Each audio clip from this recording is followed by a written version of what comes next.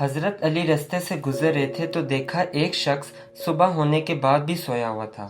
حضرت علی قریب گئے اور فرمانے لگے، اے بندہ خدا، یاد رکھنا، زیادہ سونے والے اور نکمے انسان سے اللہ نفرت کرتا ہے، کیونکہ ایسا انسان اپنی دنیا اور آخرت دونوں ہی شیطان کو بیچ دیتا ہے۔ میں نے اللہ کے رسول سے سنا، اللہ نے کسی انسان کا مقدر خراب نہیں کیا، یہ انسان کی سستی اور غلط فیصلوں کا نتیجہ ہے کہ انسان اپنی منزل تک نہیں پہنچتے۔ تو وہ کہنے لگا، یا علی، میں ایسا کیا کروں کہ اپنی منزل تک پہنچ جاؤں اور دیر تک سونے کی عادت ختم ہو جائے؟